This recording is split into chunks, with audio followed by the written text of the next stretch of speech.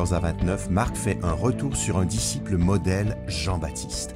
On n'a peut-être pas l'habitude de voir Jean-Baptiste comme un modèle pour notre vie de disciple. Pourtant, Marc attire notre attention sur des aspects précis de sa vie qui peuvent et qui devraient se retrouver dans la nôtre. Dans l'épisode précédent, on a ouvert une nouvelle section de l'Évangile selon Marc, l'autorité de Jésus et la mission, de Marc 6, 6b à 8, 21. Et de fait, dans le premier texte de cette section, Marc 6, 6b à 13, il était clairement question de la mission. Jésus a envoyé les 12 pour prolonger sa propre mission, comme on l'a vu la dernière fois. Notre passage est assez différent. Il nourrit le thème de la mission de manière indirecte seulement. Pourtant, sa contribution à la réflexion sur la mission est pertinente et même percutante, comme on le verra. Marc propose un retour en arrière, un flashback sur le personnage de Jean-Baptiste, en particulier sur son emprisonnement et son exécution. Or, Marc n'a plus parlé de Jean depuis Marc 1,14, où il signalait simplement que Jean avait été arrêté ou livré. On peut dire que notre texte est une explication détaillée de ce verset antérieur, Marc 1,14. Mais pourquoi ce soudain regain d'intérêt pour Jean-Baptiste? En raison de ce que Jean peut apprendre au lecteur sur la mission. En réalité, Marc nous donne des indications claires de son intention en ayant recours une fois de plus à la technique littéraire du sandwich. C'est la 4e fois qu'il sollicite ce procédé. De quoi est composé ce nouveau sandwich? Nous avions en Marc 6, 6 à 13 l'envoi des 12, qui est pour ainsi dire la tranche de pain du haut, à laquelle répondra l'autre tranche de pain à la base du sandwich, le retour des 12 au verset 30. Autrement dit, Jésus a envoyé les 12, puis beaucoup plus loin dans le texte, ils reviennent et racontent à Jésus ce qu'ils ont vécu sur le terrain. Notre passage, situé entre l'envoi et le retour, est une longue parenthèse, mais aussi, pour revenir à l'image du sandwich, c'est la tranche de viande qui a toute son importance. Marc veut nous montrer ce que pourrait impliquer la mission pour les 12 et pour les disciples en général. Et plutôt que de le dire sous forme d'affirmation, il convoque l'exemple de Jean-Baptiste, comme pour indiquer « La mission à laquelle Jésus vous convie, ça pourrait vous coûter ça ». Êtes-vous prêt, comme Jean-Baptiste l'était, à tout donner s'il le faut, à perdre non seulement votre confort, mais peut-être aussi votre vie, pour être fidèle au mandat que Jésus vous confie? Deux grandes parties dans ce texte. D'abord les versets 14 à 16, Hérode Antipas et la population tentent de comprendre qui est Jésus. Lisons le début du verset 14. Le roi Hérode entendit parler de Jésus, car sa réputation se répandait partout. D'abord, de quel Hérode s'agit-il? Il est question ici d'Hérode Antipas, l'un des fils d'Hérode le Grand. C'est le Hérode de notre passage que Jésus appelle « ce renard » en Luc 13, 32, et c'est aussi devant lui que comparaît Jésus en Luc 23, 7 à 12, à la demande de Pilate.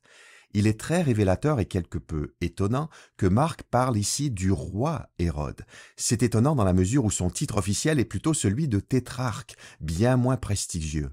À la mort d'Hérode le Grand, le royaume de ce dernier, la Palestine, fut réparti entre 3 de ses fils. Hérode Antipas devint tétrarque ou gouverneur de Galilée et de Pérée. Ainsi, la nomenclature mise en avant par Marc est clairement délibérée.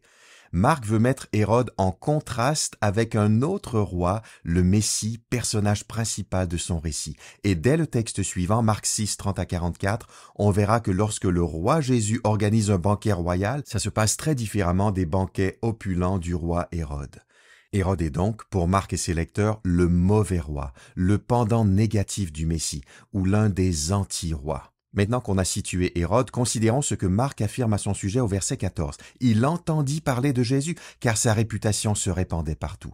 De nouveau, c'est le thème de la popularité et de la célébrité de Jésus en Galilée. Le nom de Jésus était devenu célèbre, et même dans les sphères du pouvoir galiléen, même dans l'entourage d'Hérode, Jésus était devenu un sujet de conversation incontournable.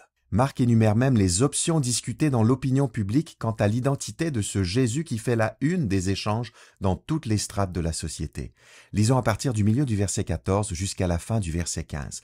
On disait de Jésus, c'est Jean-Baptiste qui est ressuscité. C'est pour cela qu'il détient le pouvoir de faire des miracles. D'autres disaient, c'est Élie. D'autres encore, c'est un prophète comme il y en avait autrefois. 3 options privilégiées, donc 3 interprétations concurrentes de l'identité de Jésus. Première option au verset 14, c'est Jean-Baptiste qui est ressuscité. C'est pour cela qu'il détient le pouvoir de faire des miracles. Cette première opinion populaire est étonnante car les Juifs ne s'attendaient pas à ce que des individus ressuscitent avant le jour de la résurrection finale. Du coup, Soit la déclaration est à prendre au sens figuré, pour ces personnes, c'est en quelque sorte l'esprit de Jean-Baptiste que l'on retrouve en Jésus, un peu comme les prophètes de Jéricho s'étaient exclamés en 2 Rois 2,15 « L'esprit d'Élie repose maintenant sur Élisée ». Soit l'affirmation est superstitieuse, le fantôme de Jean, son esprit désincarné, revenu du domaine des morts, habiterait désormais dans la personne de Jésus. Deuxième option, verset 15, d'autres disaient c'est Élie. Dans le judaïsme de l'époque, on attendait la venue d'Élie ou d'un nouvel Élie à la fin des temps sur la base de 2 textes de l'Ancien Testament. D'abord, Élie a quitté la terre d'une manière peu conventionnelle, sans mourir. En 2 Rois 2,11, on lit qu'Élie fut entraîné au ciel dans un tourbillon de vent. Comme ce grand prophète n'a pas connu la mort au sens habituel du terme, on s'attend à ce qu'il revienne sur terre à un moment donné. Ensuite, la prophétie de Malachie se termine ainsi, en Malachie 3, 23 et 24. Voici je vous envoie Élie, le prophète, avant que le jour de l'Éternel arrive, ce jour grand et terrible. Il fera revenir le cœur des pères vers leurs fils et celui des fils vers leurs pères, de peur que je vienne pour frapper le pays et me le vouer par destruction. Le prophète Élie, ou peut-être un nouvel Élie, doit donc être envoyé par Dieu avant que n'arrive le jour de l'Éternel, jour du jugement final. Sa tâche sera de conduire le peuple vers la repentance. Le lecteur de Marc sait que c'est Jean-Baptiste qui a joué ce rôle préparatoire. Mais la population n'a pas fait le lien entre Élie et Jean-Baptiste. Et si Jésus était le grand prophète Élie qu'on attend? D'autant qu'Élie, comme Jésus, avait accompli de nombreux miracles, sans oublier que Jésus, comme l'Élie attendu de Malachie 3, prêchait la repentance. Troisième option, au milieu du verset 15, c'est un prophète comme il y en avait autrefois. Ici, soit Jésus est tout simplement identifié comme un prophète qui s'inscrit dans la tradition prophétique de l'Ancien Testament, soit Jésus est la nouvelle manifestation d'un prophète précis de l'Ancien Testament. En réalité, oui, c'est vrai, Jésus est un prophète, mais comme Marc l'a souvent démontré, il est bien plus qu'un simple prophète. Ainsi, nous sommes ici devant 3 fausses conceptions de l'identité de Jésus du point de vue de Marc. Tout cela est pure spéculation. Néanmoins, cette palette d'opinions montre que la population, bien qu'aveuglée quant à l'identité réelle de Jésus, le tenait malgré tout en haute estime. Maintenant que les 3 analyses les plus répandues sont sur la table et que Hérode a été introduit dans le récit dès son ouverture au verset 14, le lecteur est en droit de se demander comment Hérode perçoit Jésus. Parmi les 3 lectures de la situation, laquelle est retenue par le tétrarque de Galilée, le roi Hérode, entre guillemets? C'est précisément à cette question que Marc répond au verset 16. De son côté, Hérode, qui entendait tout cela, se disait « C'est celui que j'ai fait décapiter, c'est Jean, et il est ressuscité. » En clair, Hérode adhère à la première thèse, ce qui n'est vraiment pas à son avantage. Dans ce discours direct, Hérode insiste lourdement sur le rôle qu'il a lui-même joué dans cette affaire. C'est celui que j'ai fait décapiter, c'est Jean, et il est ressuscité. Il doit être effrayant pour lui de penser que celui qu'il a décapité est maintenant revenu le hanter. Même en coupant la tête de Jean, il n'a pas réussi à le museler, à étouffer son message. Au verset 17 débute la seconde grande partie de notre texte qui est un flashback, un retour dans le temps qu'on peut résumer ainsi. Hérode a fait décapiter Jean-Baptiste jusqu'à la fin de notre passage au verset 29. Le lien avec ce qui précède est évident. Hérode vient d'affirmer à propos de Jésus « C'est celui que j'ai fait décapiter, c'est Jean ». Utilisant cette déclaration troublante comme un tremplin, Marc ouvre une parenthèse pour raconter dans quelles circonstances Hérode lui-même a fait décapiter Jean-Baptiste à une date antérieure dans le calendrier du récit. Ce flashback se découpe lui-même en 2 étapes. Étape A, Hérodiade veut faire mourir Jean, Hérode le fait emprisonner, versets 17 à 20. Commençons par lire les versets 17 et 18. En effet, Hérode avait fait arrêter Jean, l'avait fait enchaîner et jeter en prison à cause d'Hérodiade, la femme de Philippe, son demi-frère, qu'il avait épousé. Car Jean disait à Hérode, « Tu n'as pas le droit de prendre la femme de ton frère. » Ce qu'on voit ici, c'est qu'Hérode a voulu neutraliser Jean, faire taire son discours et limiter au maximum son influence, car Jean dénonçait le comportement d'Hérode en présence de ce dernier et sans doute aussi en public. Or, on ne s'oppose pas ainsi au gouverneur installé par Rome sans s'exposer à la répression de la part du pouvoir. Du coup, non seulement Jean est emprisonné, mais il est même enchaîné, ce qui indique une incarcération rigoureuse. Qu'est-ce que Jean-Baptiste dénonçait au juste? Le fait qu'Hérode avait épousé la femme de Philippe, son frère, plus précisément son demi-frère. Jean disait à Hérode, « Tu n'as pas le droit de prendre la femme de ton frère. » En effet, cela contrevenait directement à la loi de Moïse, la Torah, d'après Lévitique 18, 16 et Lévitique 20, 21. Poursuivons avec les versets 19 et 20 que je lis. Hérodiade, furieuse contre lui, c'est-à-dire contre Jean, cherchait à le faire mourir, mais elle n'y parvenait pas, car Hérode craignait Jean. Il savait que c'était un homme juste et saint, il le protégeait donc. Quand il l'entendait parler, il en restait fort perplexe, et pourtant il aimait l'entendre. Hérodiade en voulait à mort à Jean, littéralement. Ce qu'elle souhaitait, c'était carrément le faire exécuter. Pourquoi une telle rage? Parce qu'à ses yeux, Jean était une menace à prendre au sérieux. En condamnant ce mariage contracté dans les hautes sphères du pouvoir, Jean avait la capacité de déstabiliser un équilibre fragile, y compris sur le plan politique. Ces dénonciations risquaient d'attiser le dégoût de la population juive face à l'immoralité du chef galiléen et d'accroître l'opposition déjà évidente à la tétrarchie d'Antipas. Toutefois, Hérodiade était incapable d'arriver à ses fins pour la simple raison qu'Hérode avait une attitude tout autre envers Jean. Il le craignait, sachant que Jean était un homme juste et saint, et donc innocent, ne méritant aucunement la peine de mort. De quel type de crainte Hérode était-il habité? Sans doute d'une crainte respectueuse et révérentielle. Après tout, Jean était un prophète envoyé par Dieu, et Hérode s'en rendait bien compte. Hérode protégeait donc Jean, ce qui revient à dire qu'il s'opposait au dessein d'Hérodiade de le mettre à mort. Pourtant, Hérode n'a pas les idées tout à fait claires. Il se complaît dans une confusion désolante. À la fin du verset 20, Marc souligne l'attitude ambivalente d'Hérode vis-à-vis de Jean. D'un côté, quand il l'entendait parler, il en restait fort perplexe. De l'autre côté, il aimait l'entendre, ou, comme on lit dans l'NBS, il l'écoutait avec plaisir. Autrement dit, Hérode était impressionné par le message prophétique de Jean-Baptiste, dont on a eu un aperçu en Marc 1, les versets 4, 7 et 8. Mais une telle admiration n'était pas accompagnée de foi et de repentance. Même si les torts d'Hérode étaient exposés par la proclamation de Jean, même s'il se retrouvait constamment dans l'embarras quand il l'écoutait, rien ne changeait dans la vie d'Hérode. Hérode était assis entre deux chaises et refusait de prendre position et de choisir son camp, paralysé par son indécision. On arrive à l'étape B du flashback qui couvre les versets 21 à 29 et que l'on peut titrer « L'occasion de faire mourir Jean se présente ». 5 éléments dans cette étape B. Premier élément, un banquet festif, verset 21. Un jour cependant, Hérodiade trouva une occasion favorable lors de l'anniversaire d'Hérode. Celui-ci organisa ce jour-là une grande fête à laquelle il invita les hauts dignitaires de sa cour, les officiers supérieurs et les notables de la Galilée. Une occasion favorable se présente enfin pour Hérodiade, qui attendait avec impatience le jour où elle pourrait mettre à exécution son projet maléfique. Mais cette occasion favorable dépend elle-même d'un ensemble de circonstances qui font en sorte que, comme on dit parfois, les étoiles s'alignent. Ainsi son vœu le plus cher se réalise. C'est l'anniversaire d'Hérode. Pour l'occasion, il donne un banquet auquel il convie l'élite de la Galilée, les hommes les plus influents de la région. Pour les Juifs pieux, de tels banquets d'anniversaire étaient vus comme des célébrations païennes dégradantes, empreintes d'idolâtrie, et de fait, c'est à une soirée entre hommes teintée d'immoralité que l'on assiste, où l'alcool coule à flot et où tout est permis pour impressionner la galerie, y compris la décapitation d'un prophète dans le but de satisfaire aux caprices d'une femme manipulatrice et opportuniste.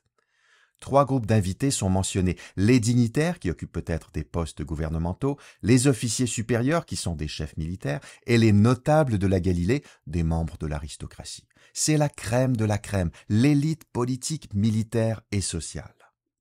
Deuxième élément, une danseuse qui plaît, verset 22a. Au cours du banquet, la fille d'Hérodiade entra dans la salle, elle dansa, Hérode et ses invités étaient sous son charme. On sait par l'historien Flavius Joseph que la fille d'Hérodiade s'appelait Salomé. Elle était le fruit du premier mariage d'Hérodiade et était donc la belle-fille d'Antipas. Comme Hérodiade elle-même était la nièce de son mari Antipas, Salomé était la petite nièce d'Antipas. Côté père, Salomé était la nièce d'Antipas puisque le premier mari d'Hérodiade, Philippe, était le demi-frère d'Antipas. Antipas est donc sous le charme d'une danseuse, sans doute une jeune adolescente, qui est simultanément sa belle-fille, sa nièce et sa petite-nièce. C'est toute la faiblesse morale d'Hérode qui est exploitée par Hérodiade, sa femme, dans cette situation invraisemblable. Troisième élément, une promesse qu'il faudra honorer dans les versets 22b à 25. Lisons d'abord la formulation de la promesse dans les versets 22b et 23. Le roi dit alors à la jeune fille, « Demande-moi ce que tu voudras et je te le donnerai. » Il alla même jusqu'à lui faire ce serment, « Tout ce que tu me demanderas, je te le donnerai, même si c'est la moitié de mon royaume. » Hérode réagit sans modération. Il est prêt à tout pour honorer publiquement celle qui vient de lui faire perdre ses moyens. Quelques bémols toutefois, en affirmant qu'il lui offrirait jusqu'à la moitié de son royaume, Hérode use d'une hyperbole traditionnelle que l'on trouve ailleurs dans l'Ancien Testament. C'est une exagération qui ne doit pas être interprétée au pied de la lettre. Second bémol, en tant que simple tétrarque ou gouverneur, Hérode, bien qu'il aime qu'on l'appelle roi, ne possède absolument pas l'autorité de céder la moindre partie du territoire qu'il est appelé à administrer. Il est totalement soumis à l'empereur Tibère de Rome, tel une marionnette, et ce, quoi qu'il promette au cours des fêtes bien arrosées qu'il organise. Il ne peut pas disposer à sa guise de son « royaume », entre guillemets. Quoi qu'il en soit, promesse il y a, mais Hérode ne voit pas du tout venir la suite, sa promesse se retournera contre lui. Lisons les versets 24 et 25. Elle, c'est-à-dire la jeune fille, sortit pour prendre conseil auprès de sa mère. « Que vais-je lui demander ?»« La tête de Jean-Baptiste, lui répondit celle-ci. Aussitôt la jeune fille se hâta de retourner auprès du roi pour lui exprimer son vœu en ces termes. « Je veux que tout de suite tu me donnes sur un plat la tête de Jean-Baptiste. » Hérodiade, bien qu'elle soit absente de la fête à laquelle ne sont convoqués que des hommes, apparaît ici comme celle qui, humainement parlant, est aux commandes. Cela dit, la situation rocambolesque qui se déroule sous nos yeux n'était absolument pas préméditée ou prévisible. Ce n'est pas comme si la mère avait d'avance briefé sa fille pour qu'elle se comporte de telle ou telle manière au banquet. Comme l'a dit Marc au verset 21, c'est vraiment une occasion favorable qui s'est présentée ce jour-là, favorable pour Hérodiade, bien sûr, un peu moins pour Jean-Baptiste. On sait qu'Hérodiade n'est pas présente au repas car Salomé doit sortir pour prendre conseil auprès d'elle. La demande de conseil de la jeune fille confirme aussi qu'elle est probablement plutôt jeune et qu'elle agit généralement sous l'influence de sa mère qu'elle tient à consulter. Elle se plie au désir de sa mère sans la moindre hésitation. Elle se soumet à ses souhaits malveillants sans poser de questions. Si sa mère veut la tête de Jean-Baptiste, voilà ce que Salomé demandera au roi. La jeune fille se hâte de rentrer. Quand elle formule sa demande officielle au roi, elle ajoute une sinistre précision. La tête doit être disposée sur un plat.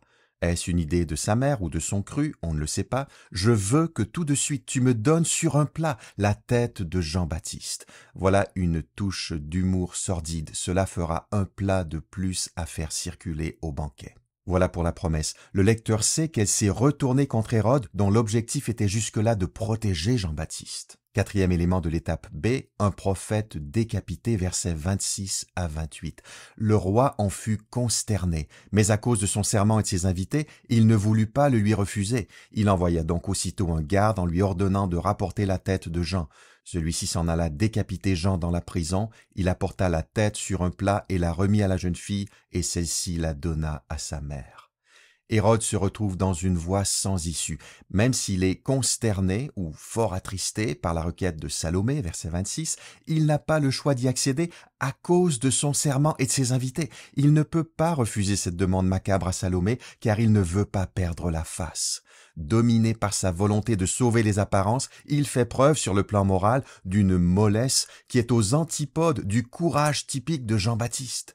Par conséquent, il donne ses ordres au verset 27 aux gardes qui se chargent de la décapitation de Jean dans la prison. Comme Salomé l'a demandé au verset 25, c'est sur un plat que le garde lui apporte la tête de Jean-Baptiste, qu'elle remet à sa mère, l'initiatrice de la sinistre requête. Ce geste permet à Hérodiade de vérifier que l'exécution a bel et bien eu lieu. Cinquième et dernier élément de l'étape B et du texte dans son ensemble, un ensevelissement par des disciples courageux. Verset 29. Lorsque les disciples de Jean apprirent ce qui s'était passé, ils vinrent prendre son corps pour l'ensevelir dans un tombeau. Comme on l'a vu en Marc 2,18, certains disciples de Jean-Baptiste étaient restés loyaux à ce dernier, même après son emprisonnement et une fois le ministère de Jésus amorcé. Eh bien, ces fidèles disciples accomplissent ici un devoir de piété et d'honneur en ensevelissant leur maître de façon digne. À l'instar de Jean-Baptiste, ils font preuve de courage, peut-être s'exposent-ils à la colère et aux représailles d'Antipas, sans doute désorientés par toute cette affaire. De plus, l'action des disciples de Jean anticipe la belle œuvre de Joseph d'Arimathée qui, en Marc 15, 42 à 47, a le courage de se rendre chez Pilate pour lui demander le corps de Jésus qu'il dépose ensuite dans un tombeau. Jésus sera aussi exécuté injustement sur ordre d'un gouverneur qui ne voudra pas déplaire. Bien entendu, la mise en tombeau n'a pas la même signification pour Jésus et pour son précurseur. Pour Jean-Baptiste, elle signale la fin de son ministère et de son activité terrestre. Pour Jésus, elle est le prélude d'une glorieuse résurrection. Que retenir de Marc 6, 14 à 29? La question ressurgit. Qui est Jésus dans les versets 14 à 16? 3 réponses sont proposées au sein de la population galiléenne, mais Marc invite implicitement ses lecteurs à répondre autrement à la question. Maintenant, les axes principaux du passage sur Jean-Baptiste et de la scène du banquet dans les versets 17 à 29.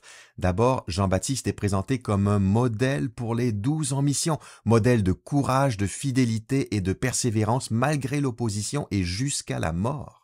Ensuite, des parallèles forts existent entre l'exécution de Jean-Baptiste et la passion de Jésus qu'elle anticipe.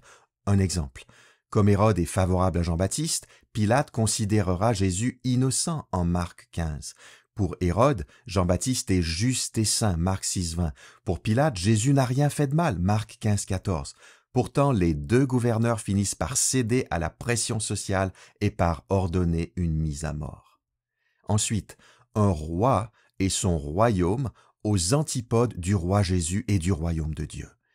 Hérode est un roi égoïste et corrompu qui réserve les plus grands privilèges de son royaume aux hauts dignitaires de sa cour, aux officiers supérieurs et aux notables de la Galilée. Le roi Jésus a une toute autre approche. Il est un roi serviteur.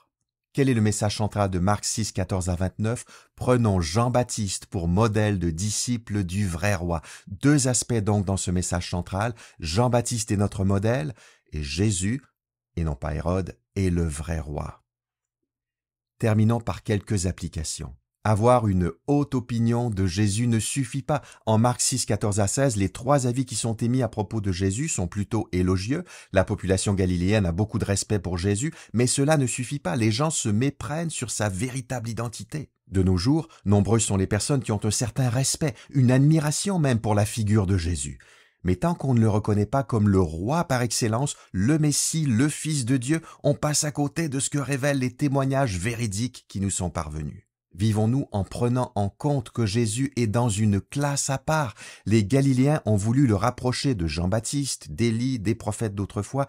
Il y a une part de vérité dans ce jugement. Mais Jésus est, pour ainsi dire, inclassable. À notre époque, certains voient en lui un grand philosophe, un exemple moral inspirant, le fondateur d'une grande religion. Encore une fois, il y a une part de vérité dans toutes ces affirmations. Mais Jésus n'a pas son pareil. Est-ce que nous, les chrétiens, vivons simplement comme d'autres groupes qui ont aussi leur figure de référence? Ou est-ce que nous démontrons par nos priorités et nos valeurs, par notre vie transformée, que Jésus, notre Maître, est le roi de l'univers et celui qui règne sur toutes les sphères de notre vie? Les gens sont-ils interpellés par notre conduite, même ceux qui rejettent notre message? Antipas était interpellé par la personne de Jean, qu'il considérait comme un homme juste et saint, Marc 6, 20. Malheureusement, il n'adhérait pas à son message, mais cela ne l'empêchait pas de détecter la qualité de l'homme. Est-ce que nous laissons ce type d'impression sur nos amis qui ne sont pas encore des disciples de Jésus? Est-ce qu'ils perçoivent, en nous observant, une mesure inhabituelle de justice, de sainteté, de bonté? Prions que les autorités soient favorables à l'Église. Hérode était favorable à Jean au départ, mais Hérodiade ne l'était pas. Puis les circonstances ont fait basculer Hérode du côté des adversaires meurtriers. On a l'impression que la survie de Jean tenait à bien peu de choses, à un fil, et qu'une simple danse au mauvais endroit et au mauvais moment a scellé son destin. Mais en réalité, le Dieu souverain était en parfait contrôle de la situation, et il le demeure de nos jours. Par conséquent, prions-le. Comme l'affirme Proverbe 21, verset 1, « Le cœur du roi est comme un cours d'eau entre les mains de l'Éternel. Il le dirige à son gré. » Que les autorités dans nos pays francophones soient favorables à l'Église et qu'elles lui permettent de se développer dans la paix. Les chrétiens sont parfois appelés à dénoncer les pratiques de la société ambiante ou de ses dirigeants. Jean-Baptiste l'a fait en son temps, avec courage. Que Dieu nous accorde à la fois le courage et la sagesse pour être en mesure d'exprimer sur la place publique un point de vue chrétien au bon moment, de la bonne manière et avec la bonne attitude. Acceptons-nous les risques et le prix de la mission menée avec fidélité et intégrité? Inspirons-nous de Jean-Baptiste, même si nos circonstances sont fort différentes des siennes. Prions pour l'Église persécutée à travers le monde, qui comprend mieux que nous le prix payé par Jean. Et acceptons, à notre échelle, les inconforts, les inconvénients et les souffrances inévitablement réservées aux porte-paroles fidèles de Christ dans une société non chrétienne. Méditons sur la passion de Jésus à partir des accents qui ressortent de l'exécution parallèle de Jean. Relisons lentement Marc 6, 17 à 29 en transposant la musique dans une nouvelle tonalité. À partir de l'exemple de Jean-Baptiste, pensons à Jésus et remercions-le de tout notre cœur. Enfin, éloignons-nous des manifestations contemporaines des valeurs du royaume d'Hérode. Attitude égocentrique, complaisance dans le luxe et les plaisirs coupables, indécision sur le plan spirituel, leadership mou, ambivalence face à la justice et la sainteté, mais aussi religion ou spiritualité à la carte qui ne nous engage à rien et que nous pouvons à tout moment laisser derrière nous. Tout cela, c'est ce que nous ne voulons pas. Voilà ce que nous sommes appelés à fuir. Optons résolument pour le royaume meilleur. Père Céleste, merci de nous avoir révélé qui est Jésus, que nous nous comportions comme des hommes et des femmes justes et saints, comme Jean-Baptiste, et que nous soyons prêts à payer le prix d'un témoignage fidèle. Donne-nous du courage et que les autorités civiles de nos pays permettent à l'Église de jouir de la paix. Enfin, merci pour Jésus, qui a aussi été arrêté et condamné injustement à notre place dans son cas. Nous voulons refléter les valeurs du règne de Dieu qu'il est venu inaugurer. En son nom, Amen.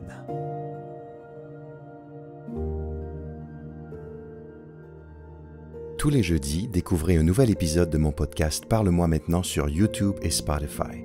Pour ne rien manquer, abonnez-vous sur ces plateformes ou inscrivez-vous à ma newsletter hebdomadaire en visitant mon blog sur toutpoursagloire.com. Commandez dès maintenant mon nouveau commentaire pratique Parle-moi maintenant par Marc sur marc.parle-moi.com. Merci pour votre écoute.